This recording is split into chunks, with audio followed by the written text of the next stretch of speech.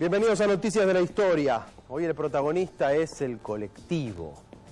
¿Es realmente un invento argentino o hubo antecedentes en otras partes del mundo? ¿Cómo fue aquel primer recorrido de 1928? ¿Por qué el colectivo es un desprendimiento del taxi? ¿Qué vehículos se utilizaban? Su rivalidad con el tranvía, las diferencias con el ómnibus. Todo esto en el programa de hoy, dedicado a la historia del colectivo.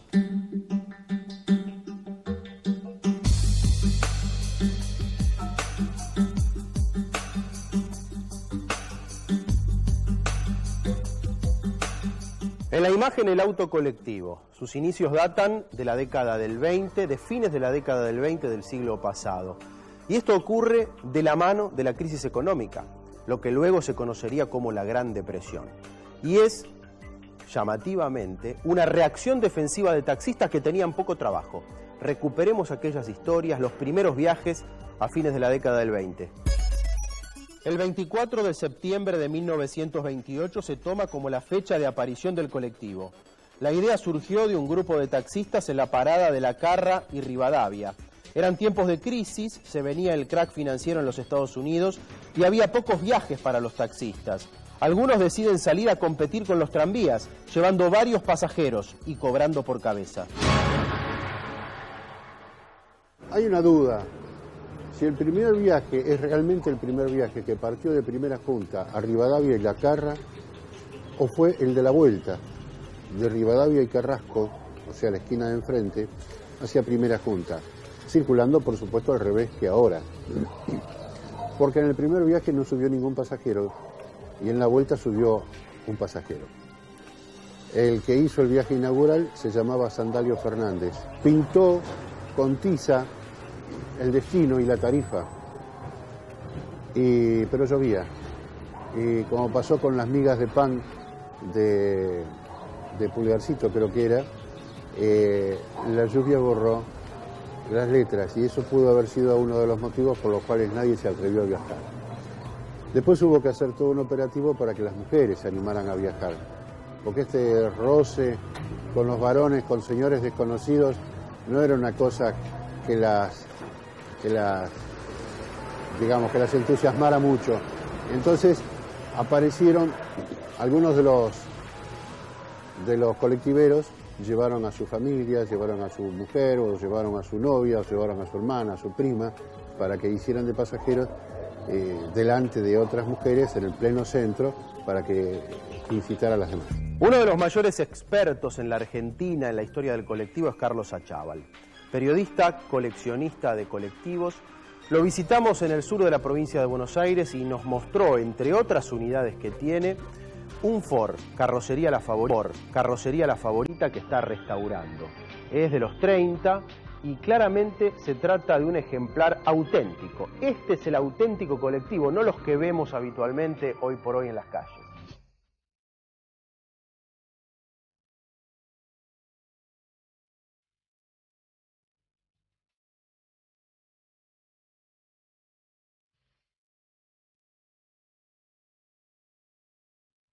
Esto que estamos viendo es un auténtico colectivo de 11 asientos de la época en que el colectivo llegó a tener todas sus características que lo hacían colectivo. El tamaño, los límites que le habían puesto una ordenanza municipal, 5,30 metros de largo, los 11 asientos que en realidad eran para 10 pasajeros y los carroceros le ponían uno más argumentando que era para el inspector. Es un Ford 42 con carrocería la favorita, todavía con volante de la derecha porque hasta 1945 se circuló al revés y bueno, está en proceso de restauración en este momento. La puerta estaba ubicada bien adelante porque el pasajero subía y bajaba por esta puerta. La puerta que está detrás, la del otro lado está detrás del conductor porque era una puerta auxiliar. En Buenos Aires hasta el 10 de junio de 1945, o sea 10 días después de la finalización de la guerra, se circuló al revés.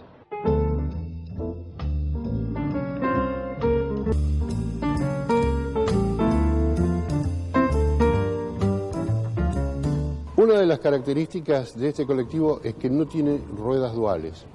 Tiene solamente 4 ruedas, no 6. Las ruedas traseras son simples. ¿Por qué? Porque era una de las condiciones para pasar por auto colectivo y no por ómnibus. Esto hacía que no pudieran llevar demasiados pasajeros o muchos pasajeros. Era una de las imposiciones derivadas una de las ordenanzas derivadas de las imposiciones, de las presiones de las empresas tranviarias que ya tenían de su propiedad empresas de ómnibus y procuraban reducir o dificultar la competencia de esta manera. Esta llanta no es la que corresponde. Esta llanta se desplazaba, se desoldaba y se traía la rueda para afuera para evitar los vuelcos en las esquinas. Después se hizo obligatorio usar las 2 ruedas y entonces ahí se chocó con el obstáculo de este adorno que tocaba la rueda y entonces hubo que retirarlo o darle otra forma. Al comienzo eran autotaxis donde viajaban varias personas apretujadas. Luego empezaron a hacer autos alargados artificialmente para que entraran más apretujados. Posteriormente comenzó la tendencia de carrozar chasis de camión y así poder poner aún más pasajeros. Y recién con el tiempo empezaron a obtener autonomía y hubo chasis y carrocerías especialmente para hacer colectivos. Todo este devenir tiene que ver con la necesidad de hacer más redituable la actividad. Al comienzo el colectivo no tenía forma propia, no se distinguía de un auto particular, eran simples taxis con un cartel. El taxi colectivo era colectivo en las horas pico, el cartel delantero se ponía y se sacaba según la necesidad y el horario. Los mejores autos para colectivo eran los más amplios, para llevar más pasajeros. En algunos casos cargaban hasta 10 personas. El colectivo típico es el colectivo de 11 asientos carrozado que se da a fines de los años 30, comienzo de los 40. Que es el colectivo ese redondito con la trompita característica, sobre todo Chevrolet, porque en aquella época era la marca mayoritaria, y él había sido una derivación lógica de aquel taxi colectivo. El taxi colectivo es una forma de llamarlo desde el comienzo, porque era un taxi que llevaba mucha gente, por eso era un taxi colectivo. Ese taxi colectivo, que era un auto, un taxi, pero los taxis eran coches amplios, lujosos, vehículos que tenían una capacidad para 5 o 6 personas, empieza a quedar chico. Cuando empieza a quedar chico, los taxistas, devenidos en colectiveros, empiezan a ver de qué manera pueden agrandarlo. Y van a los carroceros de ómnibus, a los carroceros a quien puedan, para alargar los chasis primero, poner más asientos, y luego para hacer carrocerías que sean directamente para estos vehículos. Y eso nosotros lo llamamos protocolectivo. Tiene todavía características de automóvil, tiene todavía puerta batiente, no tiene el letrero en el techo, es como un auto muy alargado, sería como una limusina de aquella época, con mucha capacidad en comparación con los taxis, pero no llega a ser el colectivo hecho a tal fin, ya sobre chasis de camión, con la puerta plegadiza, con el letrero incorporado arriba del parabrisas y una serie de características más. El origen del colectivo está en el taxi. En el taxi, en el taximetrero, como se llamaba en ese momento. Y empieza una idea, se dice que algunos taxistas se juntaron, empezaron a conversar alguna idea que tenían dando vueltas ya hacía un tiempo. Para ganar más plata, facturar más. Para ganar más plata, que la idea era justamente hacer un trayecto fijo, cobrar un precio fijo y subir a toda la gente que pudieran. Y lo subían y bajaban en donde quisieran. O sea, taxistas que en lugar de llevar de a un pasajero, deciden, pongamos más, cobremos una tarifa, a ver si se puede aumentar la facturación. Y así empezó a funcionar muy bien. Les empezó a ir bien porque ganaban plata. Enseguida, el primero que apareció fue que cubría la Avenida de Mayo, ¿no? Que actualmente es el trayecto del 59. El colectivo tiene por lo menos 4 etapas en su historia. La primera, la de los taxis colectivos, autos como todos. La segunda, la de los autos alargados, con modificaciones para llevar más gente. Luego comienzan a carrozar chasis de camiones y posteriormente aparece el colectivo de 11 asientos, el auténtico colectivo. El letrero se incorpora a la carrocería recién en 1937. El colectivo es en realidad, por definición, un camión adaptado. A partir del momento en que el colectivo se carroza sobre chasis especial para colectivo, ya empieza la evolución, se acelera la evolución que venía teniendo el colectivo hacia el ómnibus.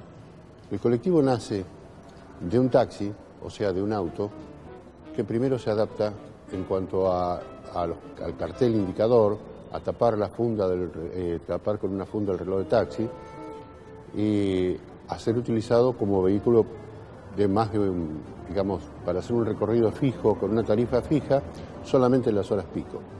Después, al ver que este negocio prosperaba, se alargaron chasis, pero siempre sobre chasis de autos. Cuando las ruedas no resistieron, ruedas con rayos de madera, no resistieron el peso de más pasajeros, entonces algunos optaron por las ruedas de disco, todas metálicas, chapa, y después acá sí se echó mano del chasis de camión. ¿Fue o no fue el colectivo, como se cree, un invento argentino? Lo develamos en el próximo bloque, aquí en Noticias de la Historia. Ya venimos.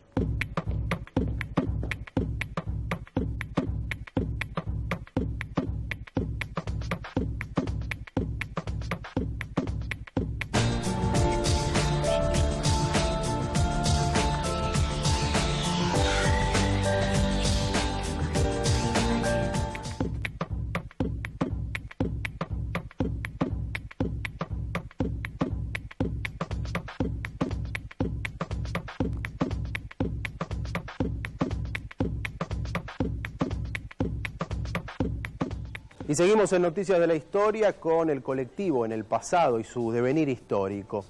Las empresas más perjudicadas por el avance de este medio de transporte, el colectivo, fueron indudablemente las compañías poderosas de tranvías y de ómnibus. Claro, estos vehículos eran mucho más grandes, más voluminosos, tenían más dificultades para moverse en el tránsito. Frente a la agilidad del colectivo fueron perdiendo terreno. Por ejemplo, con el tiempo, los tranvías fueron desapareciendo. Lo que estaba establecido eran los tranvías. Cuando empezaron a aparecer las líneas de ómnibus, de motu propio le pusieron números que, similares a los de los tranvías, hacían que la gente pudiese relacionarlos. Entonces, una línea de ómnibus con el número 89 me lleva a donde me lleva el tranvía 89. Y esa era una forma de competencia. Cuando fueron organizados los ómnibus por la municipalidad, siempre estamos hablando de Buenos Aires, las renumeraciones les dieron números propios. Cuando aparecieron los colectivos, pasó lo mismo, con los ómnibus y los tranvías. Parasitaban ambos medios. Había, por ejemplo, lo que es la actual línea 33, que desde La Boca, en aquella época no llegaba a Avellaneda, Sarandí, desde La Boca iba hasta Retiro, y como no tenía número, tenían una bandera blanca y verde para que la gente supiera que hacía el mismo recorrido del autobús La Patria, que era blanco y verde.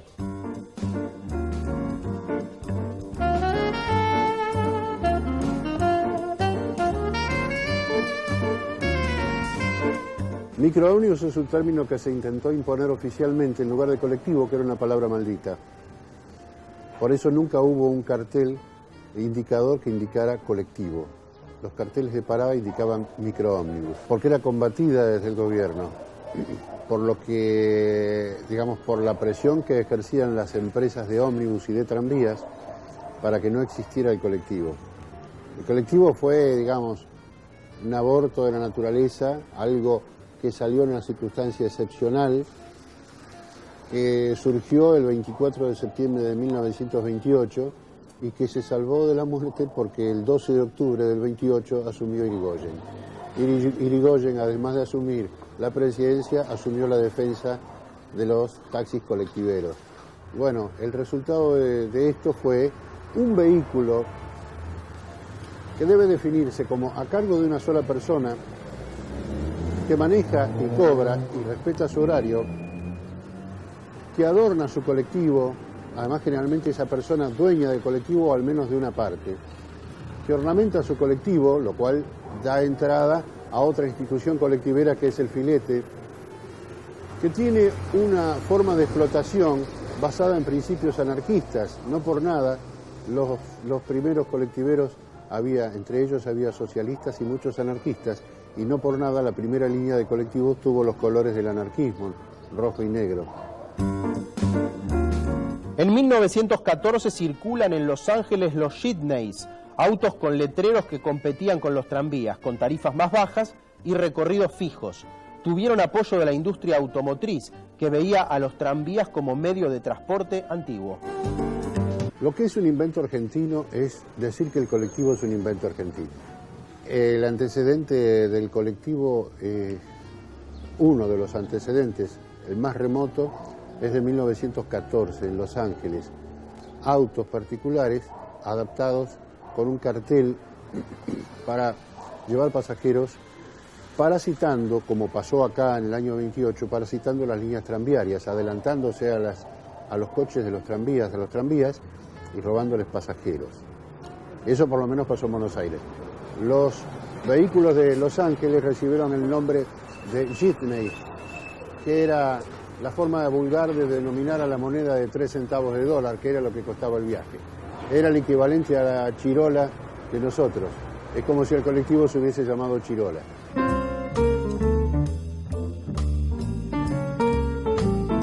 Dos paradojas que surgen de la historia del colectivo. Primero, el verdadero colectivo ya no existe. Por definición tenía 11 asientos, o 16 a lo sumo. Los que hoy vemos son ómnibus. Segunda paradoja, es habitual hablar de la rivalidad entre taxistas y colectiveros en las calles, en la circulación, en el tránsito. Sin embargo, el colectivo y el colectivero son una consecuencia del taxi. La relación entre un ómnibus y un colectivo en cuanto a sus diferencias hoy día no existe, pero en la década del 30, en la década del 40, a partir de la aparición del colectivo en adelante, eran bien marcadas las diferencias. Las empresas de ómnibus eran sociedades de derecho, sociedad de responsabilidad limitada, sociedad anónima, etc.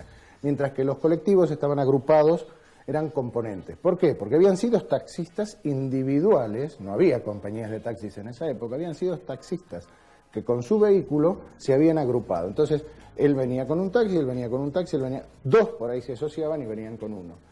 Esta gente era dueña de su vehículo era su capital.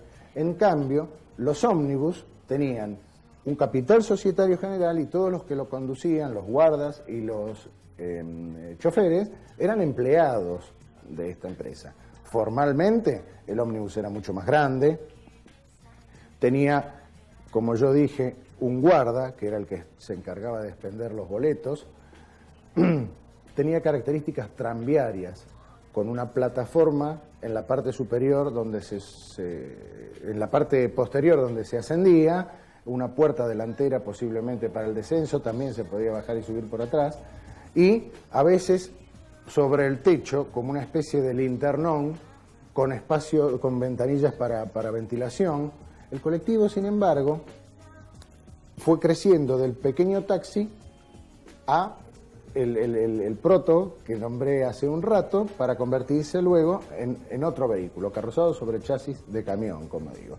Los chasis de ómnibus eran chasis que venían importados, eran chasis muy grandes, los rodados de los ómnibus eran muy grandes, estoy hablando de los años 30, y los colectivos eran chiquitos.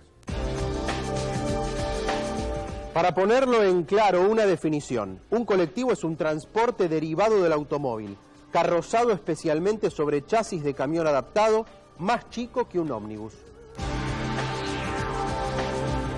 Yo colecciono fotos de colectivos, colecciono boletos, colecciono elementos, como puede ser la chapa que las carroceras ponían como firma en los colectivos para identificarla.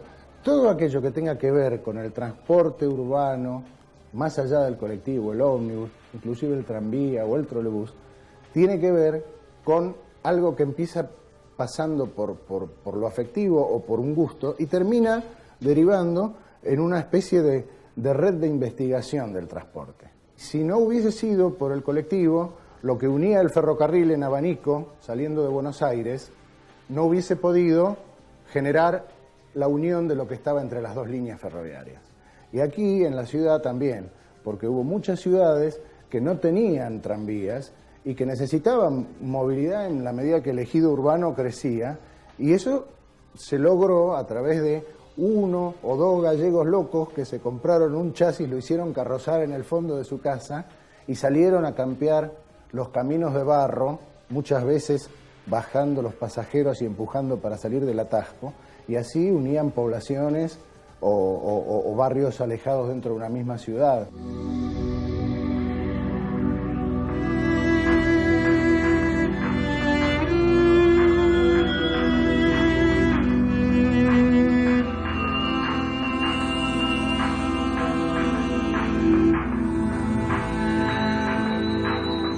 En los Estados Unidos, con su pionera y pujante industria automotriz, circularon mucho tiempo antes que en Buenos Aires autos colectivos, los llamados jitneys en Los Ángeles.